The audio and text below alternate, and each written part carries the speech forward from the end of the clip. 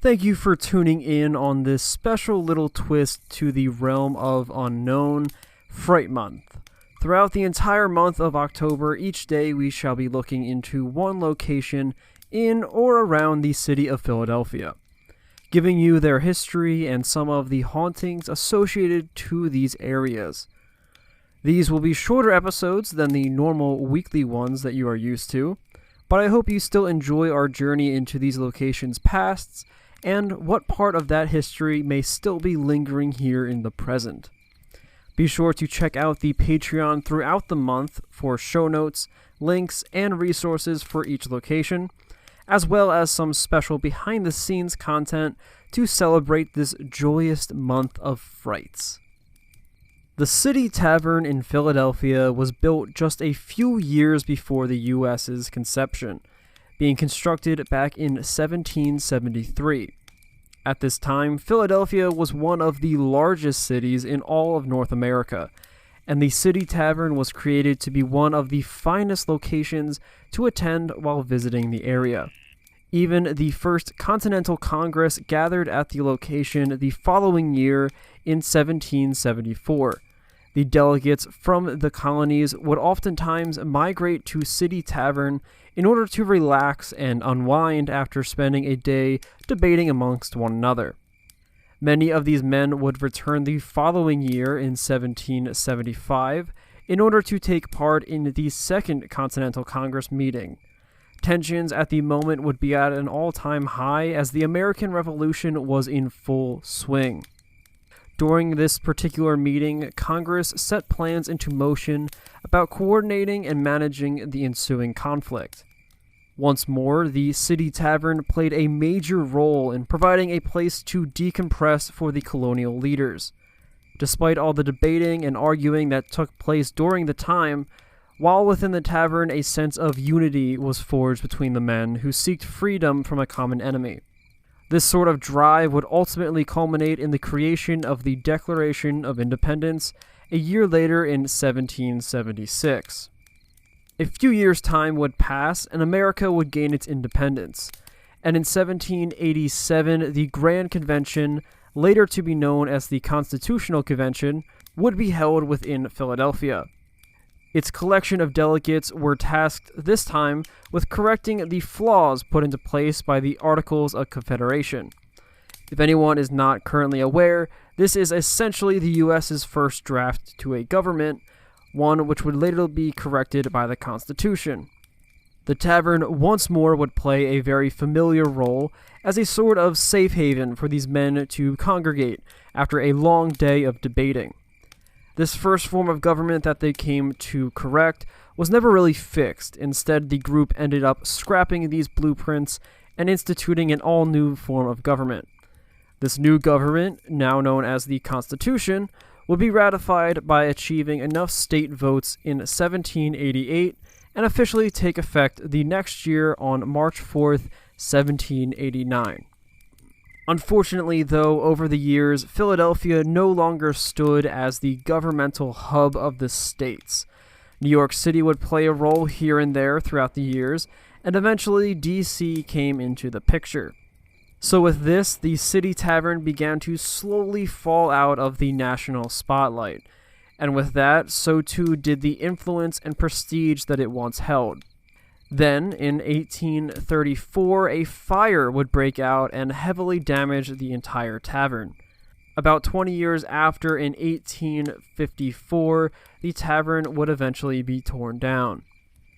However, this is not the end of the tavern's history, as nearly a century later, in 1946, the property in which the tavern once stood became a National Historical Park. With this, there were efforts made to reproduce and essentially duplicate the original City Tavern. The tavern's reproduction would be completed just in time for the country's 200th birthday in 1976. In 1994, the current management of the tavern would be put into place, and as of today, if you were to visit the location, you would be met with a very historical environment, as the tavern aims to achieve that sort of colonial sense that it had in the past. But moving on to the more supernatural aspects of the location, as it goes, this sort of energy and history tends to leave a bit of itself behind, and the City Tavern is no exception. Many claim that there are some historical spirits that are still lingering about throughout the tavern, even after it was reconstructed into what it is today. The tavern once held many of the early nation's political and military powers, and a lot of that intense energy from their debates seems to have sparked something spiritually with the location, or at least in one case, something physically that sparked it.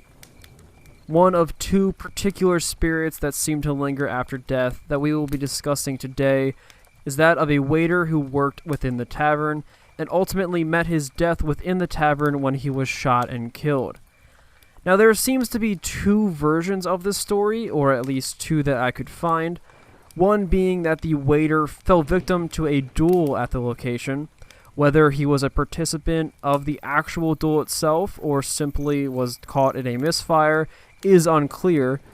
However, with this particular story, his death is marked to have occurred in 1790. The second story goes that during one of the disputes that commonly took place on the location, after a long day of debating, a soldier would draw his firearms and accidentally set it off, killing the waiter in the process. Now, to this day, his bloody apparition is sometimes spotted wandering about within the tavern. He is seen falling to the ground, almost as if he is replaying the last moments of his life. His spirit in particular is also often blamed for the random objects on tables moving about on their own, as well as the sounds of clanging silverware within the tavern. The second story of the City Tavern relates to the fire that we mentioned earlier in the episode. The very fire that damaged the structure back in 1834. During this year, a young bride and her bridal party were getting prepared for her wedding day in the upstairs section of the tavern. At some point during these preparations, one of the bridesmaids ended up knocking over a lit candle. The room very quickly went up into flames. Once again, this fire did do a number on the tavern itself, and during the blaze, the bridesmaids and bride were all trapped and ultimately lost their lives. According to a tour guide of the Spirits of 76 tour group here in Philadelphia, the ghost of the young bride can still be seen at wedding events that occur at the City Tavern to this day. Her spirit seems to be directly related to photos taken at wedding parties. The photographer at the events will look through the lens of his or her camera and see the deceased young bride will be seen standing next to the living modern-day bride, almost as if she is still trying to attend the wedding that she never had. Despite this, there is actually no digitally captured evidence of this spectral bride. No one has been able to capture her on film, despite her appearing in the exact moment in which photos are taken. That is a brief history of the City Tavern, as well as some of the ghost stories that are linked to the location. I hope you guys enjoyed a very, very quick episode of the Realm of Unknown, as we mark this as the first episode of Fright Month. Again, these episodes are going to be short in their creation. They are going to be anywhere from 10 to 30 minutes in length, due to them being brought out in such a quick succession. However, with this, again, be sure to check out the Patreon for a lot of behind-the-scenes content, both with the creation of this, as well as a few autumn goodies that I want to bundle in with the city of Philadelphia. Also, be sure to check us out over on Twitter and Instagram at Realm of Unknown, or if you have your own stories about these locations or you wish to visit them yourself, reach out to me over at realmofunknown@gmail.com. Again, the show notes and links will also be over on the Patreon, and if you wish to support us over there, it would be greatly appreciated.